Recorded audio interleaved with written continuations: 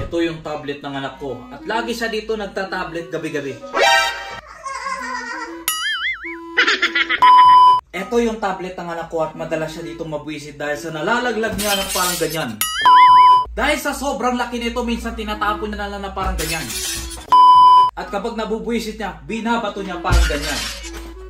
Kaya naman nandito tayo para buksan itong Aldo Cube na ito na mas maliit na tablet na gagamitin niya. Ay mabuti pa, tara na guys, pakita ko na ito.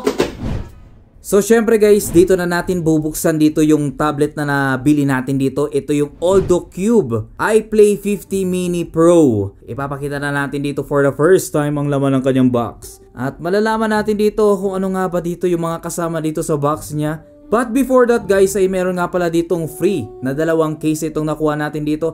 Isang leather case at isa rin dito na silicone case na mas prefer ko dito yung silicone case dahil sa pwede mo ditong ibato ng ibato dito yung tablet mo nang hindi nasisira. Dahil sa ina-absorb na itong silicone ang pressure. Tignan mo naman kung gaano kalambot yan silicone case na yan. Syempre guys, let's proceed na dito sa tablet itself. Napakasimple lang dito ng kanyang packaging dito, all white. Wala na masyadong details masyado.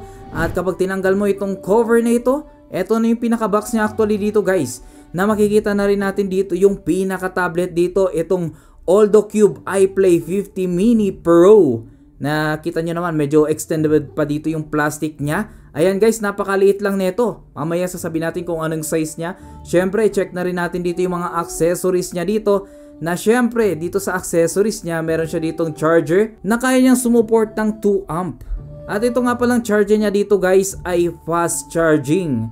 Hanggang 18 watts nga pala itong charger niya dito at ipapakita ko na rin dito yung kanyang details para sa mga gustong ma-check. Dito nga pala sa cord niya dito, naka-plastic na rin dito pati yung kanyang SIM card ejector. At ito lang yung makikita natin dito sa kanyang packaging. Actually guys, may mga variant nito pag bibili ka nito. May mga iba dito na variant na merong keyboard. Meron din ditong stylus at meron din ditong iba-ibang case kapag bumili ka dito. Depende na rin sa iyo kung ano yung bibili mo dito.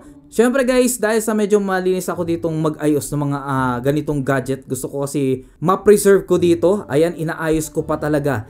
At syempre kung makapansin nyo dito, meron din siya ditong manual na walang katapusan dito ang pagbabasa na hindi naman na natin kailangan dahil sa alam na natin dito mag-operate ng mga tablet. At common lang naman dito yung mga function na itong tablet na ito. Alam na rin natin yan guys. Actually guys, mukha lang plastic dito yung kanyang case, yung kanyang build, pero hindi. Isa itong type ng metal which is aluminum metal. Na actually napakaganda ng kanyang shape dito guys ha. Kahit wala siyang flash dito, okay pa rin dito lahat ng mga designs niya. At ito na nga, meron pa rin plastic dito sa taas na pwede natin itong ipil. Mabuti pa ipil na rin natin dito para makita natin dito yung ganitong tablet. Para mas maganda yung viewing niya dito. At syempre guys, pag napil natin ito, makikita natin dito yung mga reflection. Ito na nga, kitang-kita na natin pati yung kisame nag-reflect.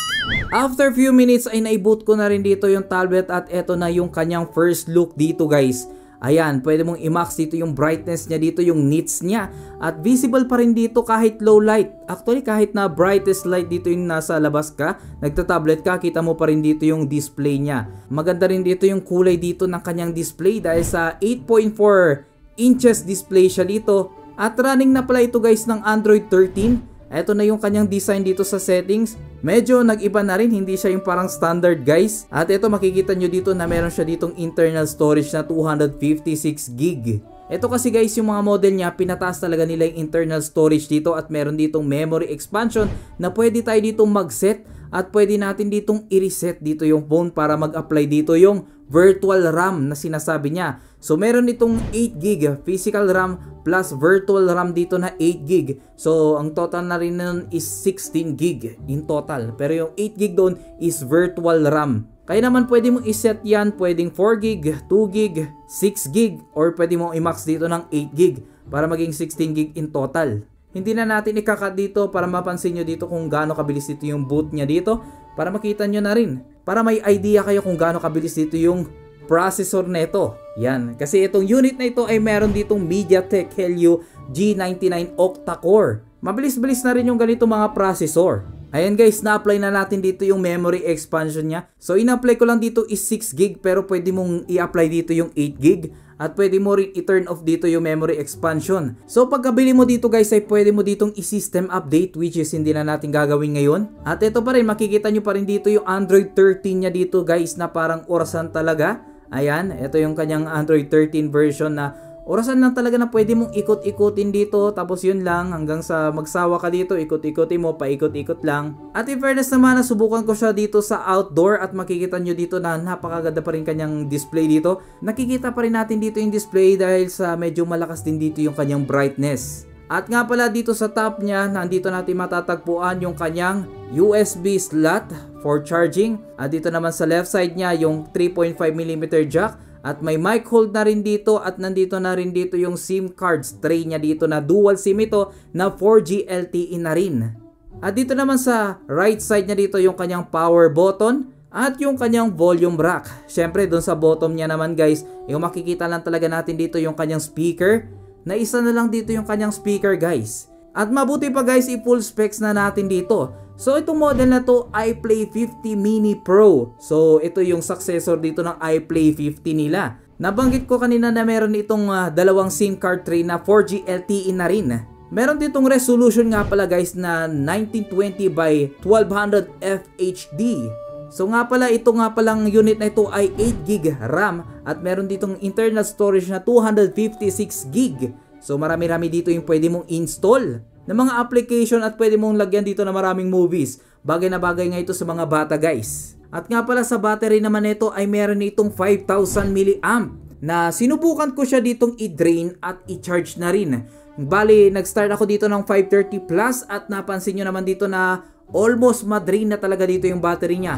At after 2 hours mahigit, mapapansin nyo dito na almost mag-full bars na rin siya dito guys. Gamit yung original charger niya. Na yung ibang tablet dito usually it takes around almost 3 hours bago ma-full charge. Pero ito dahil sa 500 mAh lang ito ay umaabot lang ito ng mga almost 2 hours mahigit. Sa main camera niya naman dito ay may front facing ito na 5 megapixel. Pero syempre guys, hindi masyadong kagandahan dito yung mga camera nito, pero pwede na rin. At meron itong rear camera dito na 13 megapixel. At nga pala guys, meron tayo ditong kinuhang shots na ito, yung kanyang shots kapag nagpicture ka gamit dito yung rear camera niya. Ito, kayo nang humusga guys. At syempre guys, naisipan ko na rin dito mag-record na rin para maipakita ko sa inyo dito kung okay ba yung quality ng audio gamit itong tablet na ganito, or okay din ba yung quality dito ng kanyang camera. So para sa akin parang medyo okay na. So ayun nga guys, ito yung kuha niya ng main camera. Kayo na mag-decide kung okay yung kuha niya. Bali kuha lang ito sa backyard. Okay din siguro, pero mas better pa yung mga smartphone natin.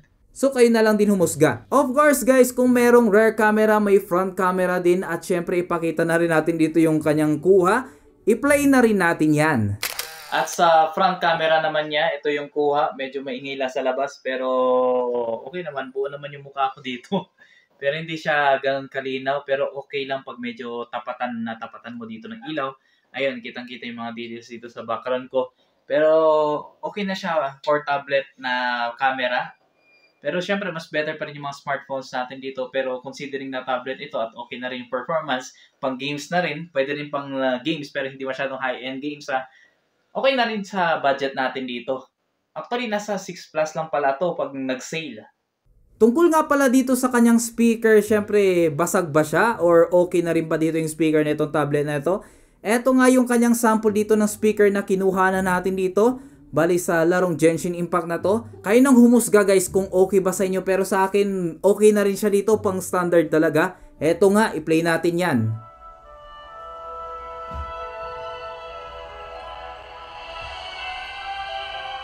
So syempre guys, sinubukan ko na rin siya dito sa mga games.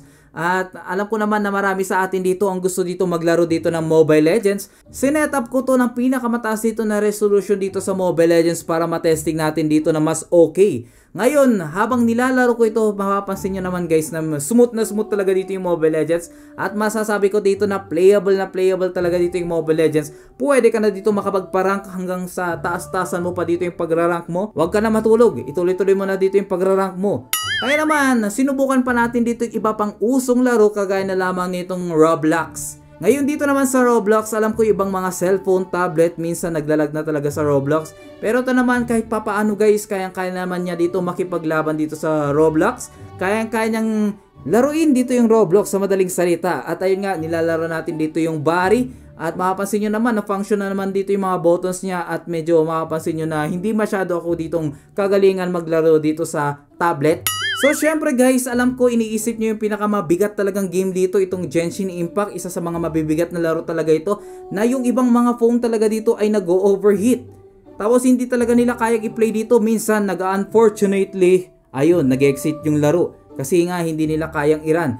Ngayon naman dito naman sa Genshin Impact, kung makapansin ninyo, kayang-kaya niya ditong i-run. Ang problema, nasa low setting tayo dito guys, at meron na siya ditong frame drops kasi naman, hindi naman masyadong kamahalan nitong tablet. Understood guys, nasa budget friendly lang talaga itong tablet na ito. Good news pa rin sa atin kasi makikita natin dito na nagra-run pa rin yung Genshin Impact, na which is yung karamihan ng mga tablet sa ganitong price range, medyo naglalag na talaga dito yung Genshin Impact. Pero dito naman guys, nakikita nyo naman, nagre-respond lahat ng buttons dito, may konting delay lang, at hindi lang na-i-max dito yung resolution niya, tapos yung graphics niya. Pero okay naman, playable pa rin. Pero overall guys, sa performance ng tablet na to, okay naman, marirecommend ko pa rin. At nga pala guys, mag-iwan ako dito ng link dito sa description below sa mga gusto mag-avail ng ganitong tablet, para may share ko naman itong binili naming tablet dito. Napakaliit lang niya guys, pero swabe naman, sulit pa rin. Pero syempre guys, okay pa rin yung tablet kahit ilang beses natin binato, at huwag nyong gagayahin ito sa bahay ninyo. Or pwede rin gayahin ninyo kung gusto nyo mapagalitan kayo ng inyong ina.